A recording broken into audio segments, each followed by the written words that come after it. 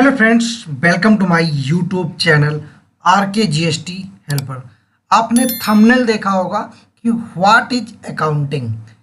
तो आज मैं एकदम बेसिक सा टॉपिक लेके आपके बीच में आया हूँ। जो अभी अकाउंटिंग सीख रहे हैं या अकाउंटेंट तो बन गए हैं, लेकिन उनको जो अकाउंटिंग का गोल्डन रूल होता है उसके बारे में नहीं पता होता, जिसकी वजह से वो गलतियाँ करते रहते हैं। तो मैं ये वीडियो उन्हीं के लिए लेके आया हूँ जो अभी बिगनर हैं अकाउंटिंग के सेक्टर में। अभी नए नए अकाउंटेंट बने हैं, अभी वो नई नई अकाउंटिंग करना सीखे हैं या नया नया अकाउंटिंग करना स्टार्ट किया हुआ है। तो बहुत सी प्रॉब्लम्स फेस करने को मिलती है, जिसका तो बेस अकाउंटिंग रहता है, जिसने अपने स्कॉलिंग लेवल मतलब जो कहते हैं कि इंटरमीडिएट या हाई स्कूल लेवल या अपने अकाउंटिंग से ही वो अपनी स्कॉलिंग की, उसकी एजुकेशन हुई है, तो उसको जो बेसिक रूल उसका कॉन्सेप्ट क्लियर होता है। लेकिन जो उसके बाद से ग्रेजुएशन के बाद से किन्हीं कारणों अपना मोड चेंज करते हैं, तो उनके लिए ये प्रॉब्लम्स फेस करने को मिलती है स्टार्टिंग में ही कि उनको उसका जो गोल्डन रूल होता है अकाउंटिंग का वही नहीं पता होता है क्या होता है।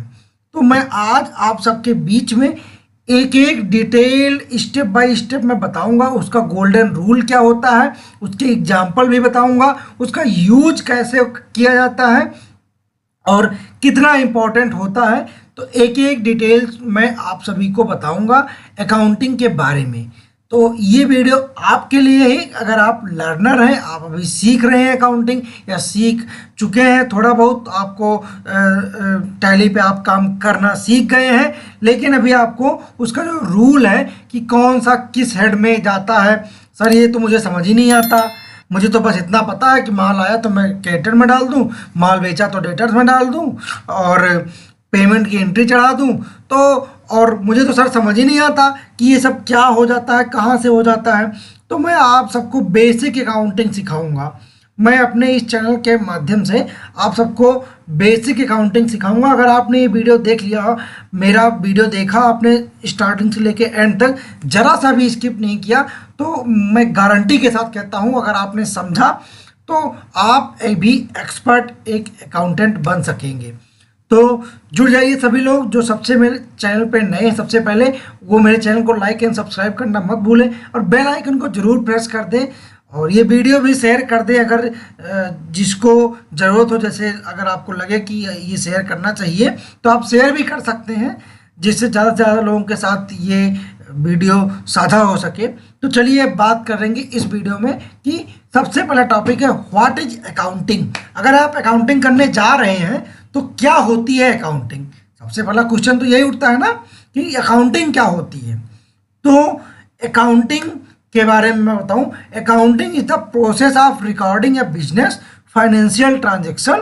It also includes providing a summary, analysis and report of these transactions to oversight or tax collection agencies. इसका मतलब कि accounting is the process of recording of business, मतलब जो आपके फाइनेंशियल ट्रांजैक्शन, जो आपके बिजनेस का एक तरीके लेखा जोखा तैयार किया जाता है, उसको कहते हैं अकाउंटिंग। और it also include providing a summary. आपके जो टैक्स कलेक्शन एजेंसी जो होती है, अथॉरिटी, जैसे आपकी जीएसटी है, ठीक है, इनकम टैक्स है, इन सभी के ट्रांजैक्शन का जो एनालिसिस रिपोर्ट होता है या समरी होती है, इसकी भी डिटेल जो आप बनाते हैं, इन सभी को मिला के अकाउंटिंग कहा गया है। समझ में आया कि accounting a summary of analysis and report these transaction to oversight tax collection agencies. ठीक है, तो आपको सीधे सा ये समझना है कि जो पूरे फाइनेंशियल ईयर में आप कोई बिजनेस से रिलेटेड ट्रांजेक्शन करते हैं, उसका लेखा जोखा तैयार करने को ही अकाउंटिंग कहा जाता है। ठीक, दूसरे स्टेप की बात करें, ठीक है, कि अकाउंटिंग में गोल्डन रूल क्या है या टाइप ऑफ अकाउंटिंग क्या है। ठीक है, कि कितने टाइप्स के अकाउंट होते हैं अकाउंटिंग में। अगर आप अकाउंटिंग करने जा रहे हैं, अगर आपने पहले आपका बेस रहा है, आपने शुरुआत से ही अपना कॉमर्स सेक्टर सेलेक्ट किया है, तो आप सबको पढ़ाया गया होगा कि 3 प्रकार के खाते होते हैं। हिंदी में अगर कहें तो 3 प्रकार के खाते होते हैं, इंग्लिश में कहें अकाउंट होते हैं। ठीक है, आप तो कहोगे सर हमें तो ये नहीं पता था, हमें तो बस खाते के बारे में पता है कि करंट अकाउंट, सेविंग अकाउंट और रेकरिंग अकाउंट और फिक्स्ड अमाउंट। तो ये अकाउंट अलग होता है भाई, ये अकाउंट अलग है अकाउंटिंग का, और आपके वो बैंक वाला अकाउंट अलग होता है, तो आप वो भूल जाइए। मेरे अपने अकाउंटिंग में ये सबसे गोल्डन रूल इसको कहा जाता है कि मतलब अकाउंटिंग का जो बेस टिका हुआ है, अकाउंटिंग का जो बिल्कुल बेस आपका टिका हुआ है, वो इन्हीं 3 अकाउंट पे टिका हुआ है। Real account, personal account, nominal account. आप कहोगे सर ये क्या आ गया, मैं तो अब तक बस सेविंग, करंट यही सब जानता था। तो वो बैंक आपका खाता का अकाउंट होता है, लेकिन ये आपके जो अकाउंटिंग आप सेक्टर में एंट्री करते हैं तो इन्हीं 3 के अंतर्गत किया जाता है।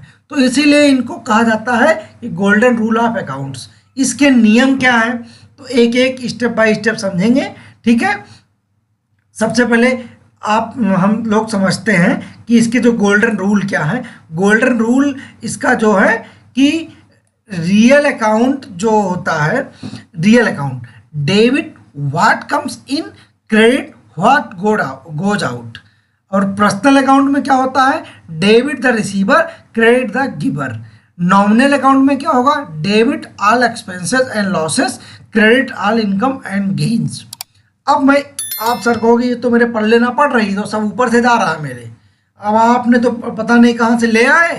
पहले तो आपने कहा कि 3 प्रकार के खाते होते हैं, रियल, पर्सनल, नॉमिनल। अब आप debit what comes, credit what goes, debit the receiver, credit the giver, ये सब क्या आप कहानी गा रहे हैं, मुझे कुछ समझ नहीं आ रहा है। तो भाइयों, मेरे कहने का मतलब सिर्फ इतना है कि इनका जो नियम है, गोल्डन रूल है कि रियल अकाउंट की एंट्री कैसे की जाएगी, और पर्सनल अकाउंट की एंट्री कैसे की जाएगी, और नॉमिनल अकाउंट की एंट्री कैसे की जाएगी, उसका ये नियम है। जैसे आप जानते हैं ना, इलस्ट्रेशन जो आपका कोई रूल होता है, तो उसका ये नियम दिया जाता है कि कैसे इसमें आपको पोस्टिंग करनी है। ठीक है, तो सबसे पहले एक एक डिटेल्ड बाय डिटेल समझेंगे। मैं यहाँ पे ओपन करता हूँ नॉमिनल अकाउंट के बारे में। गोल्डन रूल में सबसे पहला जो खाता मैं आपको डिस्कस करने वाला हूँ, नॉमिनल अकाउंट का। ठीक है, नॉमिनल अकाउंट में क्या कि नॉमिनल का मतलब अगर हिंदी में कहूँ तो नाम मात्र खाता। अगर आपको हिंदी जानना है इसकी, तो इसको कहेंगे नाम मात्र खाता। आदमी कहता ना भाई एकदम नॉमिनल सी में मतलब मिस्टेक हुई है मुझसे, मतलब एक नाम मात्र सी छोटी सी गलती हुई है, लेकिन यहाँ गलती नहीं, यहाँ नाम मात्र खाता, मतलब खाता तो है लेकिन वो नाम मात्र का होता है। ठीक है, ऐसा नहीं, उसका मतलब आप समझिए। A nominal account is a general ledger containing the temporary transaction of business. Temporary शब्द आप समझिए कि जो आपके बिजनेस के टेम्पोररी ट्रांजेक्शन में यूज किया जाता है। Suppose that expenses, income, profit and losses are specific period. It contains all the transaction that occur in one physical year oblique financial year. Furthermore, it resets to zero and start afresh when the next fiscal year financial year begins. कहने का मतलब क्या है कि जो खाता आपके accounting के समय एंट्री करते समय सेम ईयर में ही बने और सेम ईयर में ही क्लोज कर दिया जाए। मतलब कि जिस खाते में एंट्री तो की जाए लेकिन उसको अगले साल कैरी फॉरवर्ड नहीं किया जाता है। मतलब उसको अगले साल जो उसका बैलेंस होता है तो उसको कैरी फॉरवर्ड नहीं किया जाता है, उसको नॉमिनल अकाउंट कहते हैं। तो कौन कौन से वो होते हैं नॉमिनल अकाउंट सर जी, आप ये कहोगे। तो मैंने देखो एग्जाम्पल भी नीचे लिख रखा है। Examples of the nominal accounts for the commission and received, salary account, such account rent account और interest account। आप सभी को पता होगा कि जो आपको कमीशन रिसीव्ड होता है सेम ईयर में ही आपके उसमें रिफ्लेक्ट कर दिया जाता है, इनकम्स में जोड़ दिया जाता है और नेक्स्ट ईयर उसको कैरी फॉरवर्ड नहीं होता है। सैलरी जो आपको मिलती है, जो आप सैलरी पेड करते हैं बिजनेस ट्रांजैक्शन में, उसी सेम ईयर में वो ख़त्म कर दिया जाता है, वो नेक्स्ट ईयर बढ़ाया नहीं जाता है। वो अलग बात है कि सैलरी पेएबल एक्सपेंस पेएबल से बढ़ाया जाए कि अगर कोई सैलरी रह गई है फाइनेंशियल ईयर में तो वो एक्सपेंस पेएबल होता है, वो नाम मात्र खाता नहीं होता है। नाम मात्र खाते का मतलब ये है कि जिस खाते को सेम ईयर में ही क्लोज कर दिया जाए और अगर अगले साल उसको फिर से ओपन किया जाए तो जीरो से स्टार्ट किया जाए, ना कि उसका ओपनिंग बैलेंस लिख के आए। आप सभी को पता होगा कि जब हम कोई बैलेंस कैरी फॉरवर्ड करते हैं तो उसका ओपनिंग बैलेंस आता है, जो मेरा क्लोजिंग बैलेंस होता है पिछले फाइनेंशियल ईयर का, वो नेक्स्ट ईयर का ओपनिंग बैलेंस होता है। तो यहाँ पे कहने का मतलब ये है कि कमीशन आपको रिसीव्ड होता है, आप लेते हैं, इनकम में जोड़ते हैं, ख़त्म कर देते हैं। सैलरी पेमेंट की जाती है, उसी ईयर उसको एंड कर दिया जाता है, अगले साल फिर से सैलरी अकाउंट में जीरो से स्टार्टअप की जाती है। रेंट अकाउंट आप उसी साल ख़त्म कर देते हैं, ठीक है। ऐसा तो नहीं कि आप कैरी फॉरवर्ड करते हैं। इंटरेस्ट अकाउंट, जो आपको इंटरेस्ट बैंक से मिलता है या कोई आपको और इंटरेस्ट मिलता है, कैपिटल पे मिलता है, तो सेम ईयर में ही कैलकुलेट होता है, इनकम में जुड़ती है और उसी ईयर ख़त्म कर दी जाती है। तो समझ में आया कि जिस खाते को सेम ईयर में बना के उसका यूटिलाइजेशन करके उसको वहाँ पे एंड कर दिया जाता है, उसको कैरी फॉरवर्ड नहीं किया जाता है, उसको कहते हैं नॉमिनल अकाउंट। समझ में आया होगा, आई होप आप सबको। नहीं आएगा तो आप मुझे कमेंट बॉक्स में पूछिएगा, मैं फिर से आपको समझाने का प्रयास करूंगा, कमेंट बॉक्स में ही समझाने का प्रयास करूंगा। तो चलिए दूसरे टॉपिक पे बात करते हैं, जो 3 प्रकार के खाते की बात हुई थी यहाँ पे, नॉमिनल, पर्सनल, रियल। तो अब बात करते हैं नॉमिनल के बाद पर्सनल अकाउंट की। पर्सनल अकाउंट का मतलब व्यक्तिगत खाता। व्यक्तिगत खाता आप समझ सकते होंगे कि आप कहोगे सर ये तो व्यक्तिगत खाता मतलब मेरा खुद का खाता। नहीं, व्यक्तिगत खाता यहाँ पे अलग होता है, समझ में आया। तो इसमें भी देखिए 3 प्रकार के पर्सनल अकाउंट होते हैं, आर्टिफिशियल, नेचुरल एंड रिप्रेजेंटेटिव। तो पर्सनल अकाउंट में भी 3 प्रकार के अकाउंट होते हैं। मतलब जो आपका पर्सनल अकाउंट, जो गोल्डन रूल का 3 पार्ट है, जो 3 खाते आपके टाइप माने गए हैं, उसमें भी 3 प्रकार के खाते होते हैं। तो सबसे पहले पर्सनल अकाउंट के बारे में जानते हैं कि personal account is a general ledger that relates to people, association and company. Personal व्यक्तिगत खाता उसे कहा जाता है जो व्यक्ति, एसोसिएट या कंपनी को रिलेट करता हो। मतलब जैसे कोई खाता आप खोलते हैं एबीसी कंपनी, तो ये क्या हुआ, पर्सनल अकाउंट हुआ। आपने कोई राम अकाउंट खोला तो वो पर्सनल अकाउंट हुआ। आपने कोई रामा एसोसिएट्स लिखा तो वो पर्सनल अकाउंट हुआ, ठीक है। जैसे इन सीधी सी बात है, जो व्यक्ति एसोसिएशन या कंपनी से रिलेट करती हो उसको कहते हैं पर्सनल अकाउंट। तो पर सबसे पहले इसमें जो 3 पार्ट है, आर्टिफिशियल पर्सनल अकाउंट में समझते हैं। An artificial personal account represents body which are not human beings but act separate legal entities according to the law।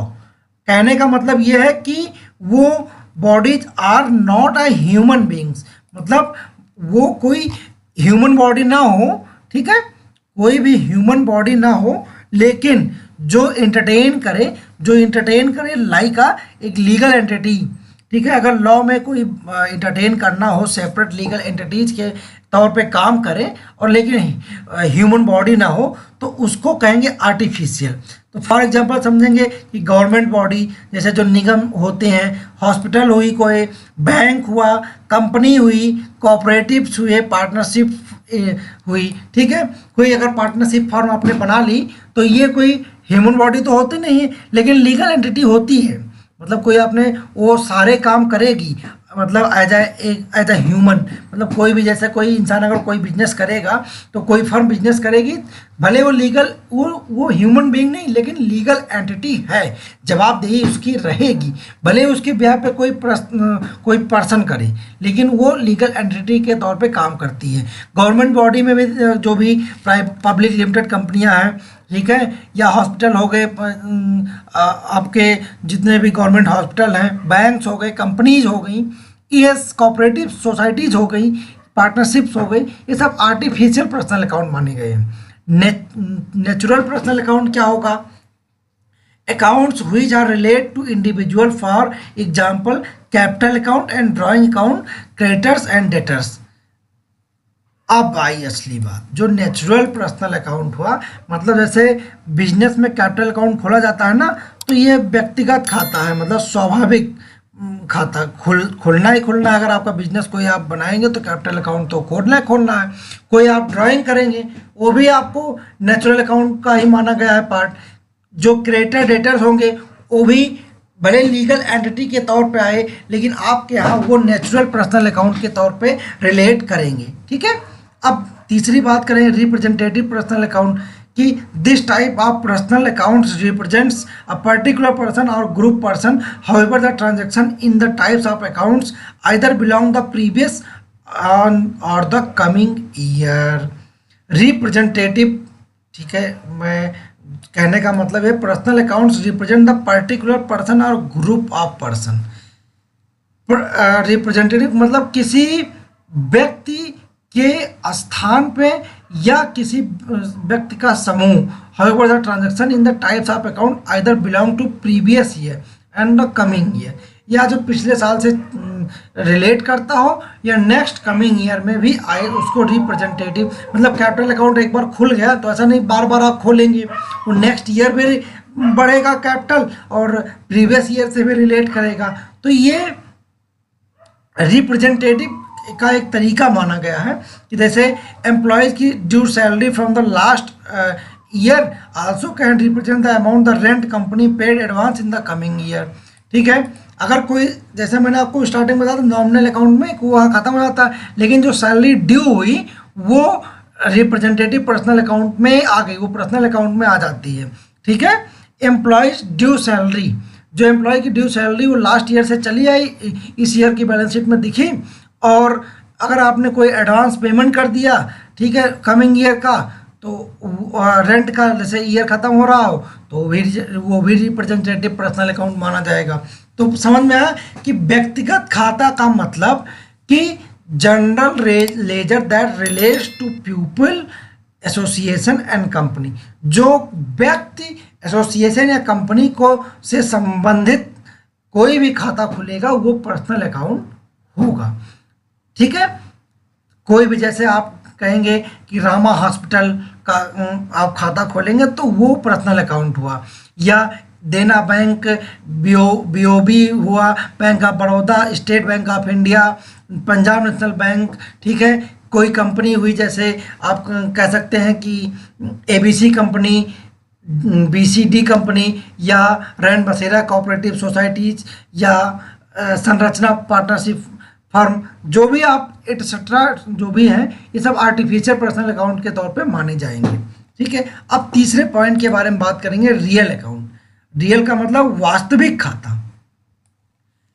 Nominal का मतलब नाम मात्र खाता, पर्सनल का मतलब व्यक्तिगत खाता, रियल का मतलब पर्सनल का मतलब व्यक्तिगत खाता, रियल का मतलब वास्तविक खाता। ठीक है, तो वास्तविक खाता का मतलब लाइक द अदर टू, मतलब जो आपको मैंने ऊपर दो समझाया, a real account is also general ledger, मतलब लाइक द अदर टू मतलब उन दोनों से परे, real account is also general ledger, but मतलब उन्हीं के तरीके रियल अकाउंट एक जनरल लेजर होता है, but it contain the transaction relate to the liability and assets of the company.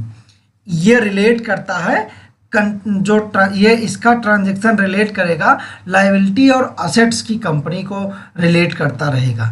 ठीक है, जो रियल अकाउंट होगा वो कंपनी की लाइबिलिटी और असेट्स को हमेशा दर्शाएगा, उससे संबंधित रहेगा। The assets in the case can be further subdivided into tangible and intangible assets.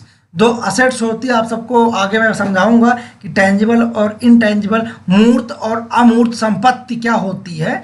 ठीक है, मूवेबल अनमूवेबल संपत्ति क्या होती है उसके बारे में एक और डिस्कस करूंगा, डिटेल्ड वीडियो ले आऊंगा। तो अभी शॉर्ट में बता देता हूं कि ये बाद में the assets can in case the can be divided the tangible and intangible. तो टेंजिबल को थोड़ा सा बता दिया गया है।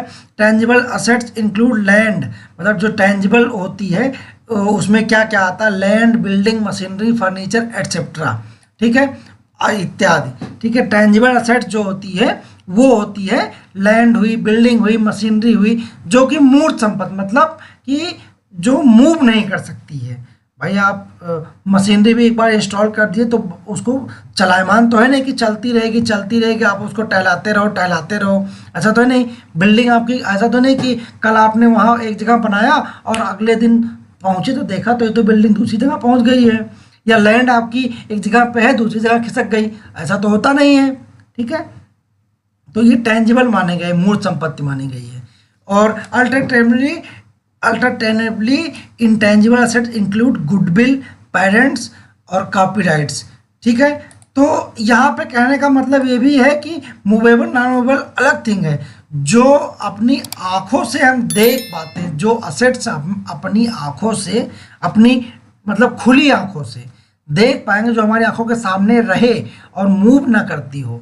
ठीक है, फर्नीचर भी आप एक जगह रख देंगे तो ऐसा नहीं अपने मन से उठ के चला जाएगा, जब तक आप उसको उठा के नहीं ले जाओगे। आप तो कहोगे सर अभी आपने कहा कि नॉन मूवेबल, लेकिन फर्नीचर भी तो उसको तो मूवेबल एक जगह से दूसरी जगह तब जाएगा जब आप उठा के आप उसको ले जाएंगे। ठीक है, तो ये आपकी आंखों के सामने दिखाई पड़ता है। और जो इनटेंजिबल होती, अमूर्त संपत्ति होती है, क्या हुआ, ये आपकी आंखों से दिखेगा नहीं। जैसे आपका कोई गुडविल हो, आपकी ख्याति हुई तो ये दिखती नहीं है, लेकिन लोगों की नज़र में बनी रहती है कि ये पर्सन, ये कंपनी, ये एसोसिएशन बहुत अच्छी वर्क करती है, इनसे काम कराने लायक होता है। या आपका कोई पेटेंट्स आपने करा लिया है, ठीक है, वो दिखता तो है नहीं, लेकिन पेटेंट्स का मतलब कोई ऐसा फिजिकल तो दिखता नहीं है, बस आपने उसका राइट ले लिया है, कॉपीराइट ले लिया आपने, ठीक है, आपने ट्रेडमार्क ले लिया। ठीक है, तो ये सब तो आपके इनटेंजिबल असेट्स होते हैं, जो कि अचलाय, मतलब एक तरीके दिखते तो नहीं हैं, लेकिन आपकी वो असेट्स जरूर होते हैं। ठीक है, unlike a nominal account, a real account does not close when a financial year complete. ठीक है, ये इनके कहने मतलब ये कि रियल अकाउंट जो होता है वो नॉमिनल और पर्सनल अकाउंट की तरीके सेम फाइनेंशियल ईयर में क्लोज नहीं होता है। ये समझने वाली बात है आपके लिए कि नॉमिनल अकाउंट तो सबसे पहले पता है कि सेम फाइनेंशियल ईयर में 0 हो जाता है। रियल अकाउंट में भी कुछ बातें होती हैं। Unlike a nominal account, a real account does not close when a financial year completes. ठीक है, a nominal account a real account does not close, मतलब उन तरीके, ये जो रियल अकाउंट होता है वो सेम ईयर में क्लोज नहीं होता, वो कैरी फॉरवर्ड होता है हमेशा। ठीक है, rather it's carry forward to the following year. मतलब जो रियल अकाउंट होगा, जैसे बिल्डिंग्स होगी है, अगर आपने क्योंकि सबसे पहले आपको मैंने बताया ये रिलेट करता है लायबिलिटी और असेट्स से। ठीक है, रियल अकाउंट जो होगा वो आपके लायबिलिटी और असेट्स को रिलेट करेगा और ये हमेशा कैरी फॉरवर्ड होगा। ये तो आप सबको पता होगा, अपने बैलेंस शीट में देखा होगा कि एक बार आपने लैंड ले ली, उसको अपने असेट्स में जोड़ दिया तो नेक्स्ट ईयर भी आप उसको ले जाते हैं। अच्छा तो नहीं कि एक साथ जोड़कर अगले साल ख़त्म कर दिया, ये अकाउंटिंग में तो आप शायद नहीं करते होंगे, और ये चीज़ें रियल अकाउंट मानी जाती हैं। ठीक है, तो इसका मैंने जस्टिफिकेशन आपको बता दिया कि सीधी सी बात है, रियल अकाउंट वह अकाउंट है जो नेक्स्ट ईयर कैरी फॉरवर्ड हो। जो नेक्स्ट ईयर कैरी फॉरवर्ड नहीं होगा, लाइक वो नॉमिनल अकाउंट होगा या रियल अकाउंट होगा, और जो नेक्स्ट ईयर कैरी फॉरवर्ड होगा वो रियल अकाउंट माना जाएगा। In addition a real account also appear the company balance sheet. ठीक है, रियल अकाउंट को कंपनी की बैलेंस शीट में देखा जा सकता है हमेशा। जैसे असेट्स हुई कोई आपकी land, building, machinery, furniture, goodwill हुई, कोई पेटेंट्स आपने करा लिया है, ये सब अगर आप, ये तो दिखेगा नहीं लेकिन लैंड, बिल्डिंग, ये सब आपके बैलेंस शीट में दिख जाते हैं। Now that you have clear idea two types of account, let's take the how the relate the golden rules of accounting. अब आते हैं एक बार फिर से आपको गोल्डन रूल, इसके जो गोल्डन रूल ऑफ अकाउंटिंग है उसके बारे में समझा देते हैं। ये तीनों समझने के बाद अब आपको आइडिया हो गया होगा कि सर जी जो आप वो debit what comes, credit goes out, ये सब जो समझा रहे थे उल्टा सीधा, वो क्या था। अब आई थिंक आप सबको समझ में आया होगा। ठीक है, तो अब जैसे बात करते हैं रियल अकाउंट की। रियल अकाउंट आप सबको समझ में आ गया कि इसको कैरी फॉरवर्ड किया जाएगा। ठीक है, इसको कैरी फॉरवर्ड किया जाएगा नेक्स्ट फाइनेंशियल ईयर। तो इसकी एंट्री कैसे करेंगे? डेबिट व्हाट कम्स, मतलब कोई अगर लैंड या बिल्डिंग आप में आप एंट्री कर रहे हैं तो उसको डेबिट करेंगे। और क्रेडिट व्हाट गोज, अगर कोई डेप्रिसिएशन आप बिल्डिंग पे लगा रहे हैं तो उसको क्रेडिट करेंगे। ऐसे ही तो करते आए हैं एंट्री। मैंने सही सही समझाया ना आपको स्टेप में? ठीक है, रियल अकाउंट में एंट्री ऐसी की जाती है। ठीक है, पर्सनल अकाउंट की एंट्री सर कैसे करेंगे? पर्सनल अकाउंट में entry debit the receiver, credit the giver. Personal account मतलब कोई अगर पर्सनल अकाउंट का खाता है, ठीक है, पर्सनल अकाउंट का मतलब कि हॉस्पिटल, बैंक अकाउंट, ठीक है, बैंक को हमेशा डेबिट करते हैं कि नहीं? बैंक को डेबिट करते हैं ना जब आप एंट्री करते हैं अपने यहाँ। और जो दे रहा होता है, जैसे आपने क्या किया कि डेबिट द रिसीवर, जो रिसीव कर रहा है उसको आप, जैसे आप कोई माल बेचते हैं किसी के नाम पे, ठीक है, तो उसको आप उसके नाम पे लगाते हैं, डेबिट करते हैं। ठीक है, और अपने यहाँ क्रेडिट करते हैं सेल्स अकाउंट, मतलब Ram account DR to sales account. ठीक है, समझ में आया? नाम मात्र खाता में भी एंट्री ऐसे होती है जो सेम ईयर डेबिट जैसे जो एक्सपेंस होता है, जैसे आप कोई खर्चा बुक करते हैं, अकाउंटिंग एक्सपेंस बुक करेंगे, इसकी एंट्री कैसे पास करेंगे? अकाउंटिंग अकाउंट मतलब चलो अकाउंट एक्सपेंसेस अकाउंट डीआर और टू कैश और बैंक। ठीक है, क्रेडिट वही तो हुआ। और अगर क्रेडिट कोई आया, क्रेडिट ऑल द इनकम, क्योंकि आप वो क्रेडिट अगर कोई आया तो उसको आप या गेन हुई तो आप उसको क्रेडिट करोगे। समझ में आया? आप इसको एग्जाम्पल से समझते हैं। सबसे पहले जो हमने नॉमिनल अकाउंट के बारे में आपको समझाया था उसका एग्जाम्पल है। ठीक है, debit all the expenses and losses, credit income all gains. ठीक है, ये देखिए डेबिट जो नॉमिनल अकाउंट आपका है, ये नॉमिनल अकाउंट। ठीक है, नॉमिनल अकाउंट जो है इसके बारे में सबसे पहले डिस्कस करते हैं कि debit all expenses and losses, credit all the incomes and gains. ठीक, the golden account rule is applicable to nominal accounts. It considers company capital liability and thus has credit balance. As a result, the capital will increase when gains and income get credited. Inversely, the capital gets reduced when losses and expenses are debited from it. तो कहने का मतलब ये है कि golden rule में जो है कि नॉमिनल अकाउंट इट कंसीडर जो कंपनी की कैपिटल लायबिलिटी का क्रेडिट बैलेंस जो है अगर इंक्रीज हो रहा है, the capital will increase when the gains and income are credited. भाई सीधी सी बात, जब पैसा आपको पास एक आएगा तो आपकी वो कैपिटल इंक्रीज तो होगी ना, और कैपिटल गेट्स रिड्यूस जब आपके लॉस होगा, आपका नुकसान होगा तो रिड्यूस हो जाएगा। तो डेबिट ऑल द एक्सपेंसेस, तो सारे एक्सपेंसेस को डेबिट किया जाता है और सारी इनकम को क्रेडिट किया जाता है।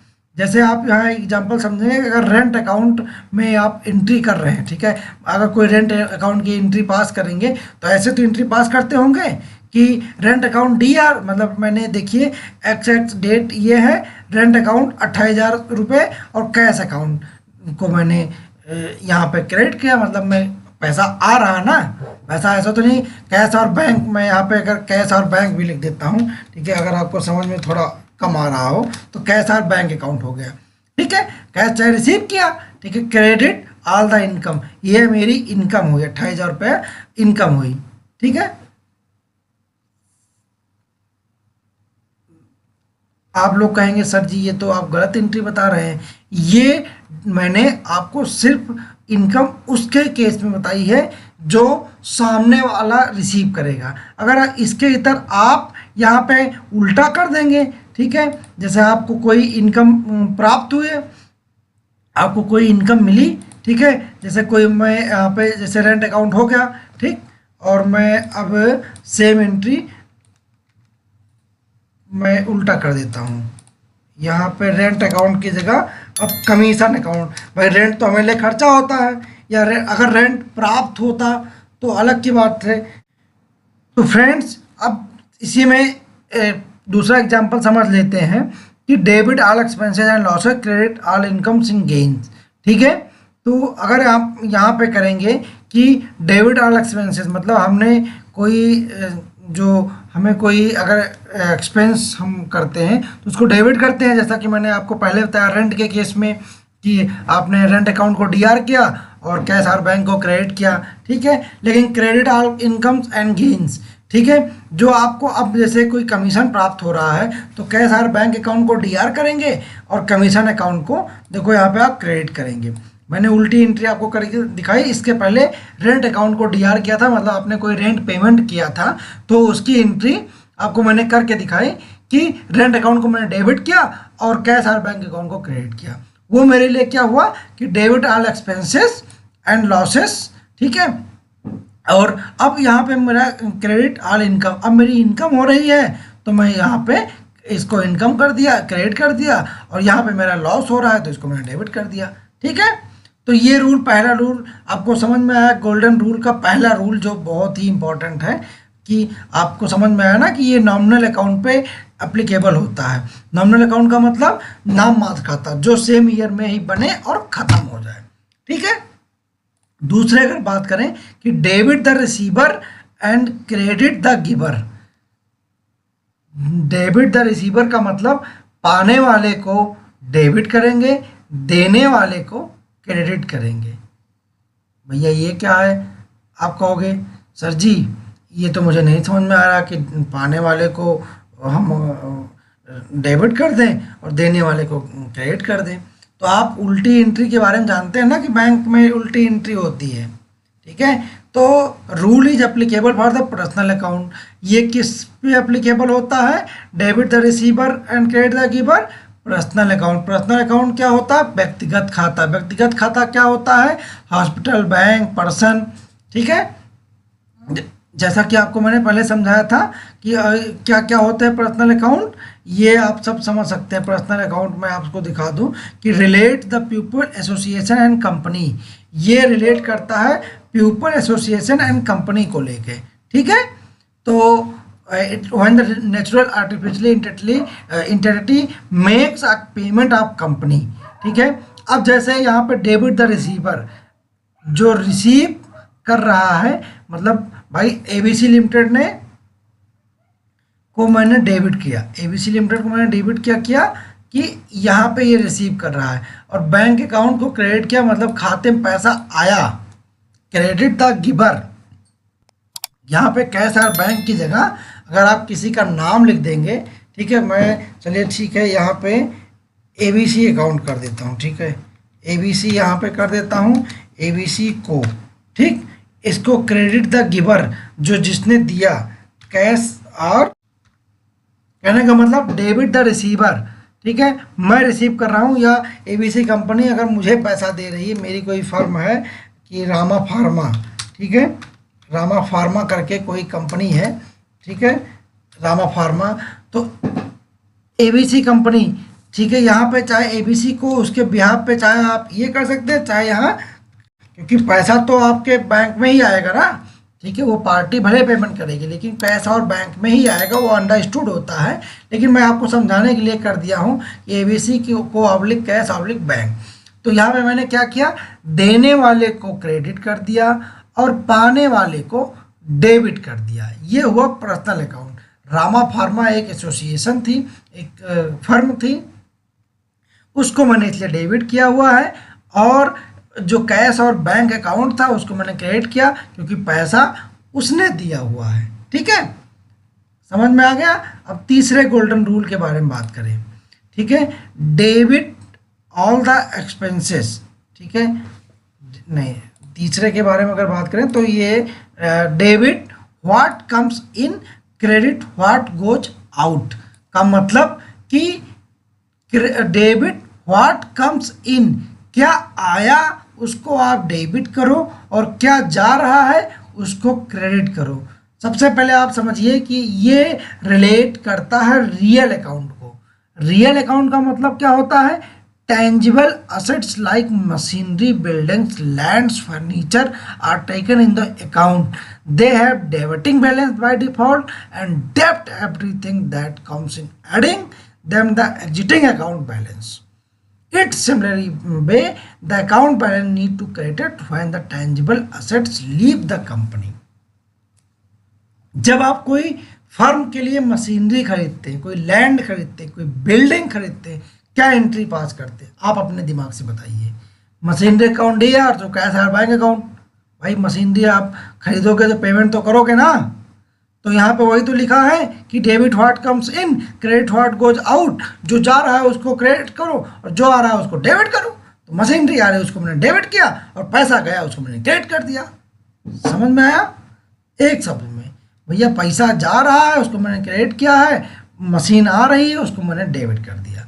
तो ये अप्लीकेबल किस रूल में होता है? रियल अकाउंट में होता है। रियल अकाउंट का मतलब कि जो लायबिलिटी और असेट से रिलेट करे, जो लायबिलिटी और असेट से रिलेट करे और next financial year carry forward भी किया जाए। ऐसा नहीं सेम अकाउंट में नॉमिनल और पर्सनल की तरीके ख़त्म कर दिया जाए, या मतलब ज़रूरत पड़े तो नॉमिनल तो मैंडेटरी ख़त्म किया जाता है और पर्सनल अकाउंट को ज़रूरत पड़ने पे ख़त्म किया जाता है।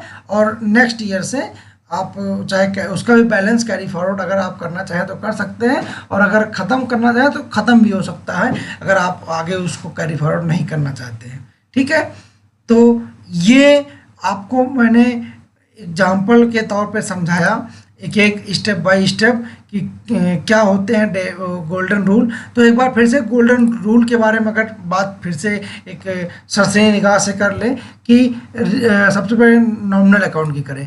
Debit all expenses and losses, credit all income and gain. मतलब जो आप खर्चे करोगे, ठीक है, वो जो आप फर्म के लिए खर्चे करोगे वो नॉमिनल अकाउंट होगा, सेम टाइम में ही ख़त्म होगा, सेम ईयर में ही ख़त्म होगा, वो डेबिट किया जाएगा। और जो आपकी इनकम प्राप्त होगी, जो आपको पैसा मिलेगा, कमीशन, इंटरेस्ट, रेमुनरेशन जो मिलेगा, ठीक है, वो आपकी इनकम होगी, वो भी सेम ईयर में ही ख़त्म होती है, वो होती है नॉमिनल अकाउंट के अंतर्गत। ठीक है, अब पर्सनल अकाउंट की बात करें तो debit the receiver, credit the giver.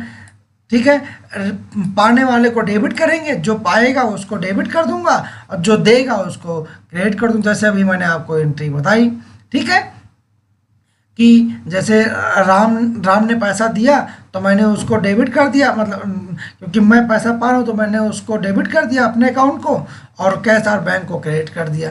ठीक है, रियल अकाउंट में क्या होगा? Debit what comes in, machine आई तो उसको मैंने डेबिट किया और पैसा गया तो उसको मैंने क्रेडिट कर दिया।